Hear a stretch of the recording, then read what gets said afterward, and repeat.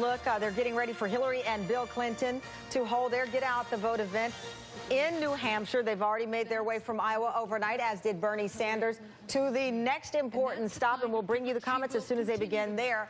While Clinton barely avoided another embarrassing defeat in Iowa last night, she has a lot of ground to make up, of course, in New Hampshire. She's actually crisscrossing the state all week, trying to narrow the gap there between her and Bernie Sanders ahead of next week's primary. The Clinton campaign will also be analyzing what happened in Iowa, where she once led Sanders by as much as 40 points. And joining me now, NBC BLK contributor and Sirius XM host Jason Johnson. Also with me, Chris Kofinas, a Democratic strategist and former chief of staff for Senator Joe Manchin. Gentlemen, thank you so much for joining us.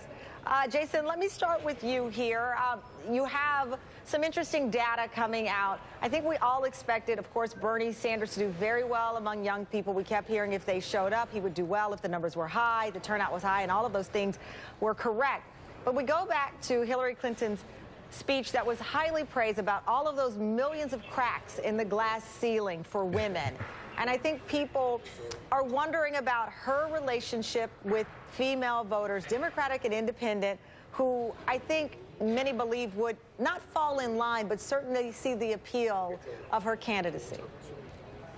Well, you know, Tamron, it's interesting that you say that, because when I was actually at a caucus last night in the 33rd and 34th districts right here in Des Moines, Iowa, I actually heard Hillary Clinton supporters saying, we think that there's some resistance to having a woman as the nominee. In fact, an African-American senior citizen told me that. So there is a possibility that Hillary Clinton is running into some sexism within the Democratic Party. She'll certainly face that if she ends up being the nominee. But at the end of the day, this was all about organization. Bernie Sanders put a good organization on the ground. Clinton had a good organization on the ground. She's got a real race on her hands. I think those kinds of social and demographic challenges, that's just going to be part of the race for both of them. Absolutely. And Chris, Chuck Todd put it this way: she avoided a complete disaster. I know Clinton had won Iowa before, so she has that. It's a win.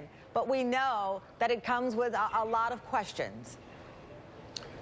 Well, I mean, she clearly needed the win, and, you know, I guess you can call it a tie for all of intents and purposes, but she's being more or less declared the winner. It saves an enormous bad headline, and now I think the question is what happens in New Hampshire. I mean, based on the polling, and I take the polling with a grain of salt, she's, definitely in a hole.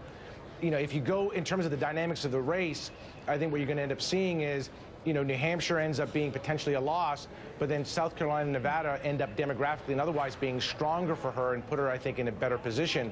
I think that the problem that we've seen, at least that I've seen in this campaign and in this race, is Sanders has a message that is tapped. The voter anxiety, he's done it very effectively. We've seen this in our focus groups that we've done, that we've talked about here on the show.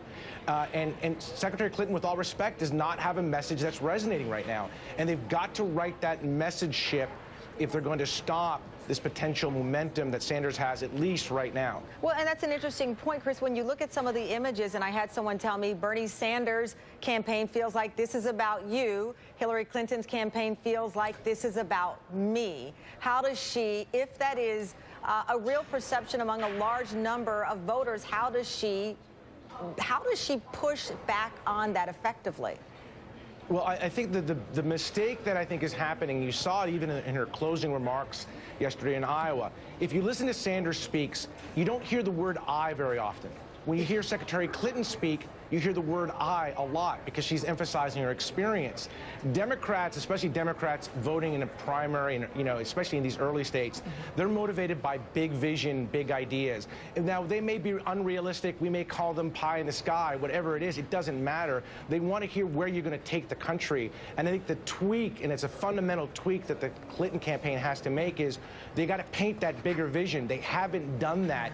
I think they've made this a campaign thinking that her experience is going to be enough. And it may be in the bigger states, but not in these early ones. And I think that's the change they've got to make. Well, Jason, but when she has amended her message, she's accused of co-opting the message of Bernie Sanders, even though you look at her entire career and her legacy, that has been her message. It's just right now, Bernie Sanders is owning it, and people are buying it.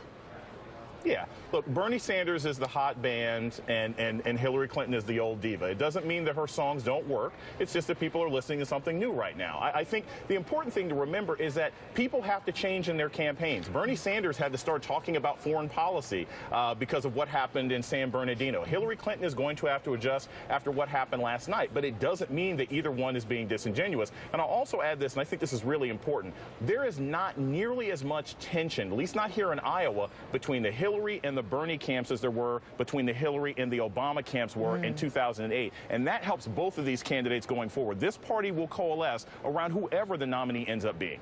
All right. Thank you very much, gentlemen. Greatly appreciate you joining us.